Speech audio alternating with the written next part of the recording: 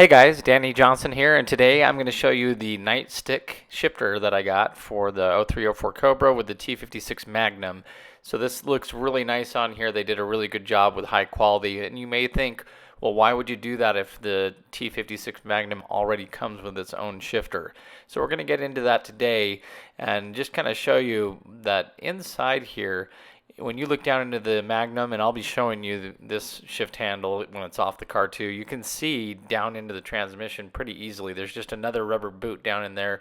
And so a lot of people say that they get it leaking out of that little cover. Now on the stock T56, like this one with the MGW shifter, that doesn't happen.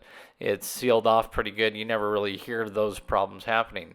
And on the T56 Magnum, if we look at it, they've sealed it pretty good. So with a lot of complaints about people saying that it's leaking transmission fluid, I think a lot of times it's coming out of that boot is what they're saying. And so you'd think, okay, then that's pretty simple. Install it in the car, and then if it leaks, change it, right? It's got a little clamp here too. Well, the problem with that, with the T56 Magnum, is that if you look at it, there's actually 6 bolts here. So it's longer. These 4 are accessible within the car like a normal shift handle, but you have these 2 up here, and when you look into the car, that puts those 2 way back up in here where it's really hard to get to them. So you do have to drop that cross member down and really kind of work to get those bolts out. I was even considering putting studs in the front too, that the nuts could come off, but with a 4 bolt stock one, that's not a problem. You can change it out in the car. So this really did come down to me just not wanting to pull the transmission again or really worry about it. So here it is, $450 later. All right, here's the Bowler transmission shifter, Nightstick as it's called. Just gonna replace this. It's a shame that looks really good, but it can leak up through the handles. So this is supposed to mitigate that, keep fluid from coming up past here. With those front bolts being hard to access once it's in the car, you kind of want to take care of this now rather than later. So that's why I went with it. It was pretty pricey, $450 shipped for a shifter. Good old days of buying a $200 MGW is over, I guess, for Magnum stuff. There was some other ones too, White Lightning and some of the others, but anyway, this is the one that I think would do the best job.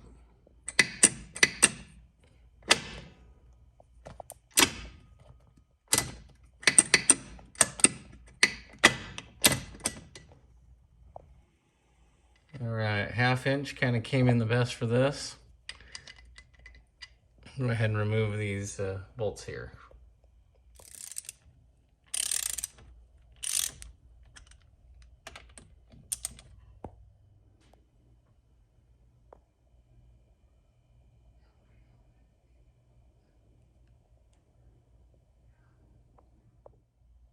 All right, bolts are removed. We're gonna give it a gentle love tap here for that silicone.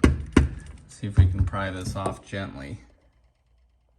Okay, it's a little nerve-wracking to hit things with a hammer, but I had a rubber mallet and just hit it until it popped here. And so here's what we got here, and I just saw a little piece go there, so we've got to make sure gasket maker comes out. But you can see you have your shift selectors here and here. So if you wanted to, you can flip this around this way and you can run the shifter that way. So it'll go into either one of these.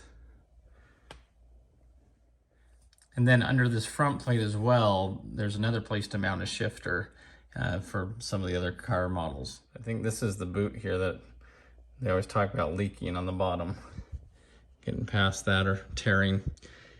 And it did look pretty good here on our seal. Kind of looking at the bead that's going around, it looked good there. Looked good there. Maybe a little bit of a break there. And this is kind of some complaints that I've heard from leaking, but it may not be this that's leaking at the bottom. It could be coming up through the handles, what people might have a problem with. Especially how that gear is flinging fluid all over this. Okay, so comparing these side by side, here's the Tremec one, it is pretty loose. I mean, look at that. Kind of easy to move, and I think you can kind of see that's probably why you have some fluid problems. It probably gets past that pretty simple.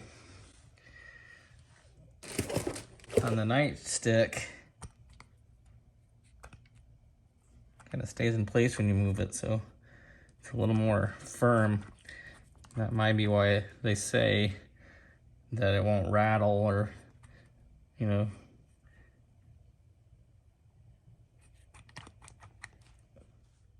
Okay, here's the Magnum shifter on this side. Kind of see right down into it pretty easily. So you could probably see why fluid might get past that. Here's the Nightstick. You can see it's a little bit more solid around in there. They claim it'll really keep fluid from getting past that.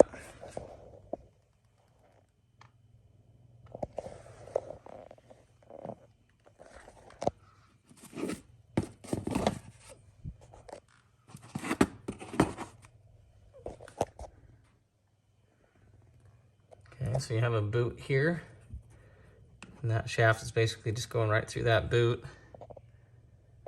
I think people have complained that these have torn, and this eliminates all that.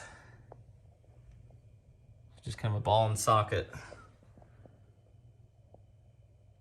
So here they are, kind of like a flat profile, one next to each other. And of course it is the same pattern, pretty straightforward here. You do see the cross mounts there that kind of keep that shifter blocked on each side, and that's kind of internal, it looks like, on the Nightstick. So here's a little clamp ring. Looks like you could put a ring around it, like a hose clamp. And this has one, but it's not as thick. Kind of squared off too. Angles off a little bit. Okay, we're gonna carefully remove this with this plastic scraper. It's like a razor blade, but it's plastic, and make sure we don't get anything down in here. All right, I got that mating surface very nicely cleaned up. Looking good.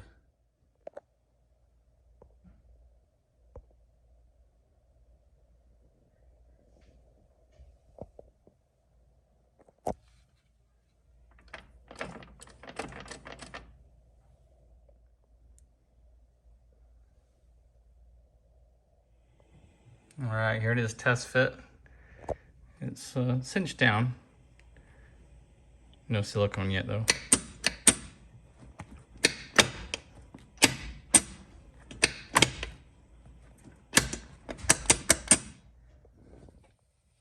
So we're going to do a caveman primitive test here, just to test how far the throw is. So what I've done is I've put it in third gear, and then I've moved it all the way back, straight back, and we're going to see that distance there for the T56 Magnum. And now we'll compare it to the Nightstick. I think they were claiming something like a 30% difference of a shorter throw for the Nightstick.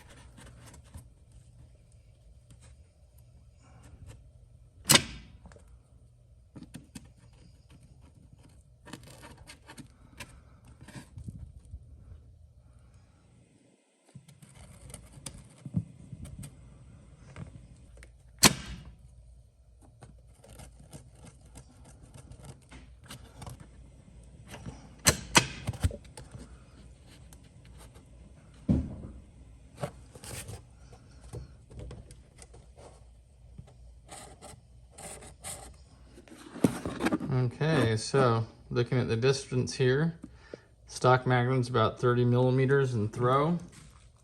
This is about 5 millimeters less. Come down here, kind of just measure it in the middle. About 25, 90 is kind of what I got when I put it right in the middle. So you decide, is there a shorter throw there significantly?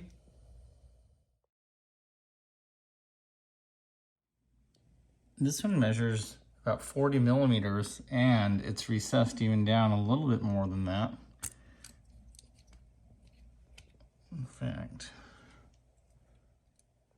and it's recessed about 3 millimeters down from that. So you're looking at a total of about 37 millimeters. Let's see how tall this one is. So just kind of eyeballing it there. It's probably about the same, 40 millimeters. So I think these are the same length. You can see that comes in right just below that line. And if we swap these out, pretty much the same.